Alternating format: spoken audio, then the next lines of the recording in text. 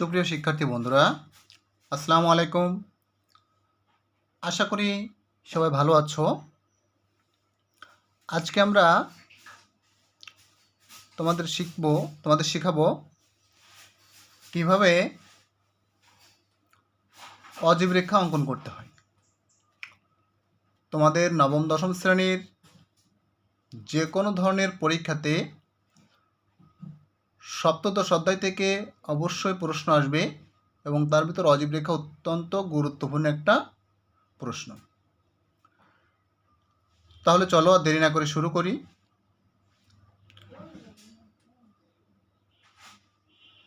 দেখো, আমার এখানে একটা বিন্যস্তপত্র দেওয়া আছে, এটা থেকে অজীব রেখা অঙ্কন করতে হবে। অজীব রেখা কিন্তু একটা ঊর্ধ্বগামী রেখা, অজীব রেখা একটা ঊর্ধ্বগামী রেখা। আর যেহেতু এটা ঊর্ধ্বগামী রেখা, এই জন্য এখানে ক্রমযোজিত গণসংখ্যা অবশ্যই দরকার। তাহলে অজীব রেখা অঙ্কনের জন্য আমরা যে সারণীটা নির্ণয় করব, সেখানে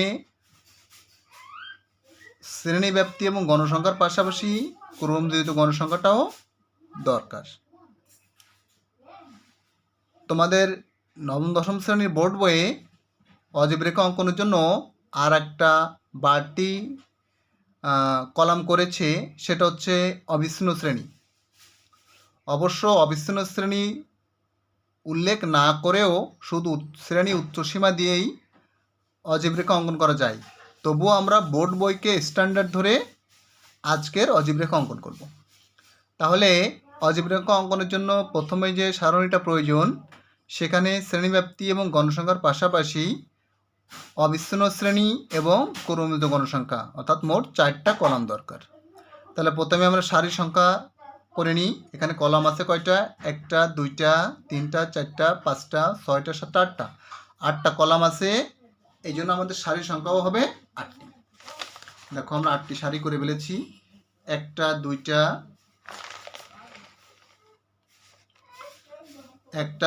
3টা 4টা 5টা 6টা 7টা 8টা। ওকে, এবার যা যা দরকার, কী কী দরকার ছিল? অবিচ্ছিন্ন শ্রেণী, এই যে আমরা অবিচ্ছিন্ন শ্রেণী লিখেছি, এবং ক্রমিত গণসংখ্যা, এই যে আমরা ক্রমিত গণসংখ্যা সারণীও এঁকেছি। আর শ্রেণী ব্যাপ্তি এবং গণসংখ্যা তো যে কোনো সারণীতে লাগে, তা আমরা আগেই জেনেছি। হ্যাঁ, তাহলে আমরা প্রথমে অবিচ্ছিন্ন শ্রেণী করে ফেলবো। এখানে অবিচ্ছিন্ন শ্রেণী দেখো করবো কি, এখানে আমরা হাফ কমে দেবো। 31 আছে, এখানে হাফ কমাবো। হাফ হাফ কমালে এখানে হবে 30 হাফ আসে 30 হাফ। এখানে যে হাফ কমালাম, এখানে একটা হাফ বাড়াই দেব, 40 হাফ। তাহলে এখানে যদি হাফ কমায় থাকবো 30 হাফ, আর এখানে হাফ বাড়ালে হবে 40 হাফ। এখানে আবার আছে 41, এখানে হাফ কমালে কত আসে? 40 হাফ, 40 হাফ। আর এখানে যদি হাফ বাড়ায় কত হবে? 50 হাফ। দেখো, আমার এই দুটো কিন্তু একই হয়ে গেছে, তার মানে আমার অবিচ্ছিন্ন শ্রেণী ঠিক করা ঠিক আছে। একইভাবে আমরা করে যাব।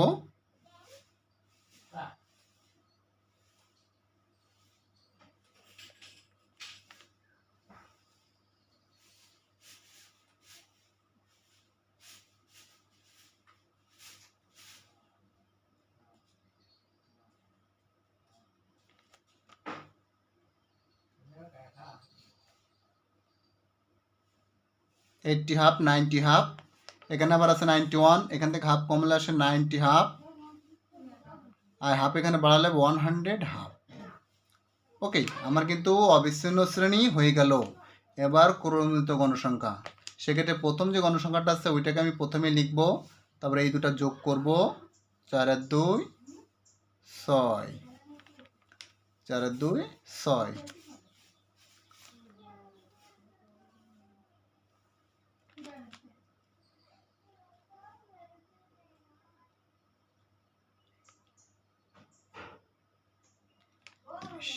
ওকে, এইবার আমরা অজীব রেখা অঙ্কন করব।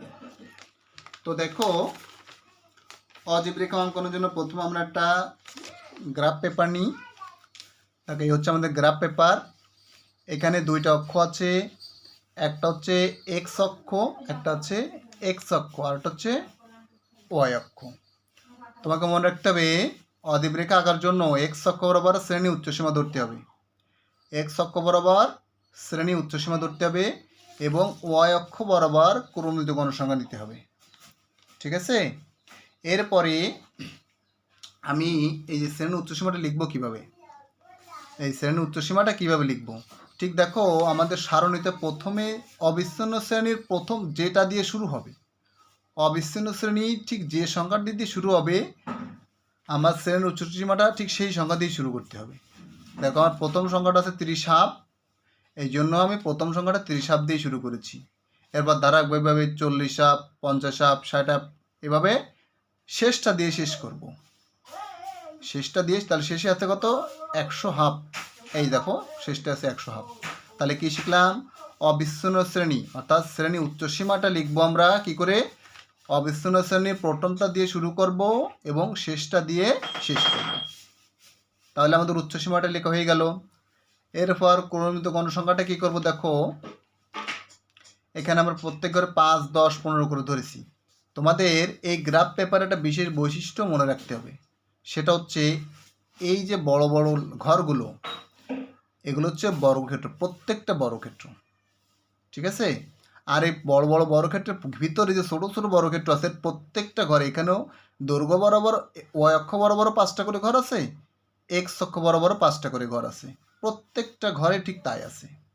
এই ছোট ছোট ঘরগুলোকে বলে ক্ষুদ্রতম বর্গ, ছোট ছোট ঘরগুলোকে বলে ক্ষুদ্রতম বর্গ এবং এই বড় বড় ঘরগুলোকে বলে বৃহত্তম বর্গ।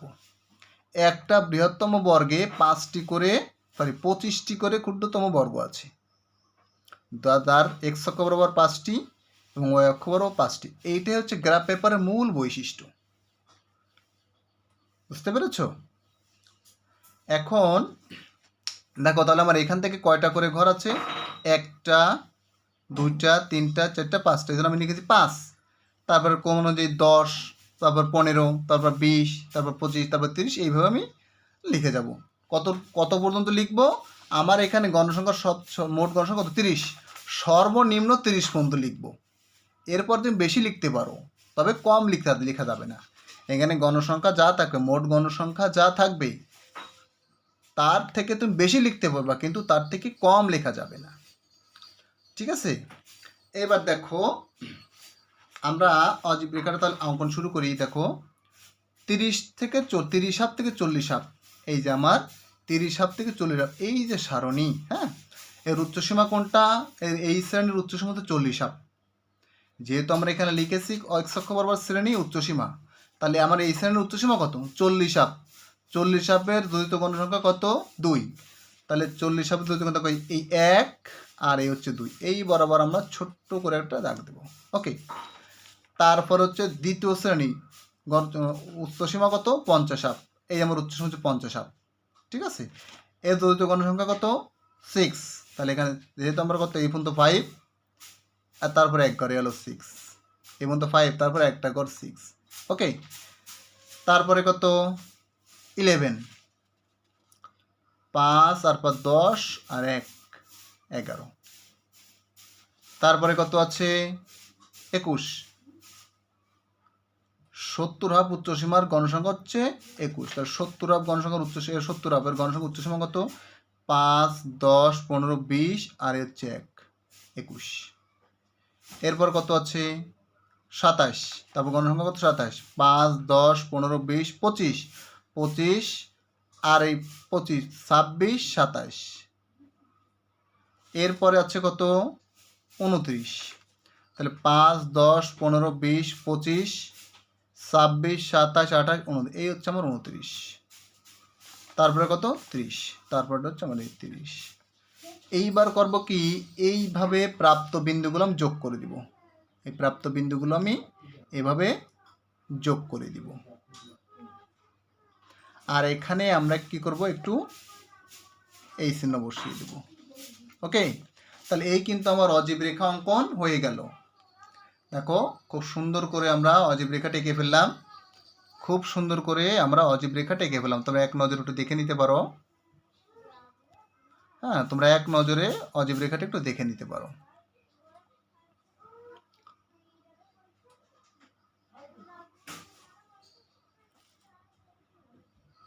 ওকে।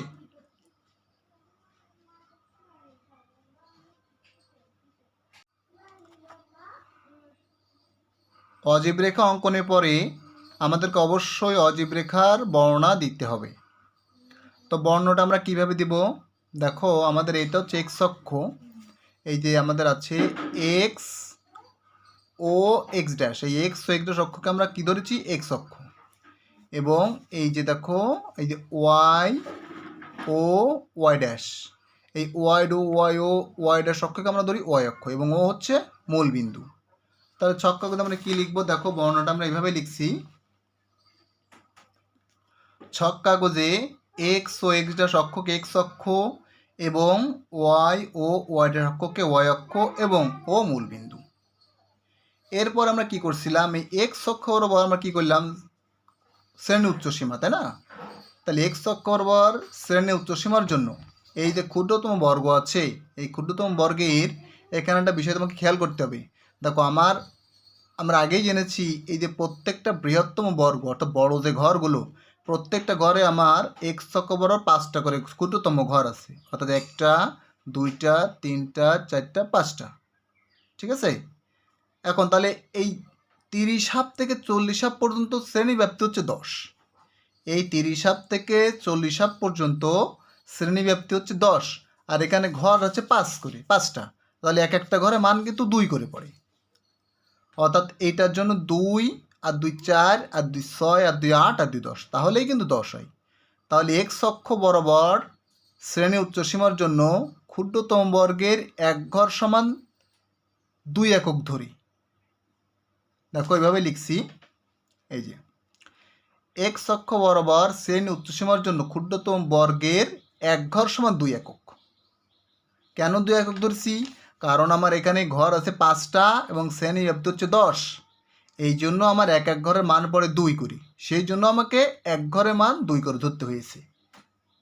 কিন্তু যদি আমার এই শ্রেণী ব্যাপ্তি 5 হতো, আবার এখানে ঘরও 5টা, তাহলে প্রত্যেক ঘরের মান কিন্তু 1 করে ধরতে হতো, এক ঘরের মান আমাকে 1 করে ধরতে হতো। কিন্তু আমরা এবার 1 করে ধরতে পারতেছি না, কারণ আমার শ্রেণী ব্যাপ্তি আছে 10 আর ঘর আছে 5টা, এই জন্য একটা ক্ষুদ্রতম এক ঘরের মান 2 করে ধরতে হয়েছে। আবারও বলি, যদি এখানে শ্রেণী ব্যাপ্তি আমার 5 হতো, অর্থাৎ 30 হাত থেকে 40 হাত পর্যন্ত যদি আমার 5 হতো, তাহলে কিন্তু আমার এক ঘরে মান 1 করে ধরতে হতো। কিন্তু যেহেতু শ্রেণী ব্যাপ্তি 10 করে আছে আর ঘর আছে 5টা, এই জন্য এক ঘরে মান 2। তাহলে এক্স অক্ষ বরাবর শ্রেণী উচ্চসীমার জন্য ক্ষুদ্রতম বর্গের এক ঘর সমান 2 একক, এবং ওয়াই অক্ষ বরাবর ক্রমযুক্ত গণসংখ্যার জন্য ক্ষুদ্রতম বর্গের এক ঘর সমান 1 একক। দেখো, এখানে ওয়াই অক্ষ বরাবর এখানে ঘর আছে 5টা, 1 2 3 4 5, আমি ধরেছিও 5, তাহলে ঘর আছে 5টা, সংখ্যাও 5, এই জন্য এক ঘরের মান 1। ঠিক আছে? তাহলে এক্স অক্ষ বরাবর শ্রেণী উচ্চসীমার জন্য ক্ষুদ্রতম বর্গের এক ঘর সমান 2 একক, এবং ওয়াই অক্ষ বরাবর ক্রমযুক্ত গণসংখ্যার জন্য ক্ষুদ্রতম বর্গের এক ঘর সমান 1 একক ধরে অজীব রেখা অঙ্কন করা হয়েছে। হ্যাঁ, এরপরে দেখো কি লেখা আছে? মূল বিন্দু ও থেকে, এই যে মূল বিন্দু কোনটা ছিল? এই মূল বিন্দু ও থেকে প্রথম ঘর সংখ্যা কত? 30 হাত। এই মূল বিন্দু ও থেকে 30 হাত পর্যন্ত তো অবশ্যই ঘর আছে, এইগুলো বোঝানোর জন্য আমরা এই চিহ্নটা ব্যবহার করেছি। এই চিহ্নটার নাম হচ্ছে ছেদ চিহ্ন। তাহলে লেখাটা কেমন হবে? মূল বিন্দু ও থেকে 30 হাত পর্যন্ত, এখানে প্রথম সংখ্যা ছিল কত? 30 হাত, তাই এখানে 30 হাত লিখেছি। যদি এখানে অন্য কোনো সংখ্যা থাকে তখন সেখানে সেই সংখ্যাটাই লিখতে হবে। তাহলে মূল বিন্দু ও থেকে 30 হাত পর্যন্ত পূর্ববর্তী ঘরগুলো আছে বোঝাতে ছেদ চিহ্ন ব্যবহার করা হয়েছে। আশা করি সবাই বুঝতে পেরেছো। ধন্যবাদ সবাইকে।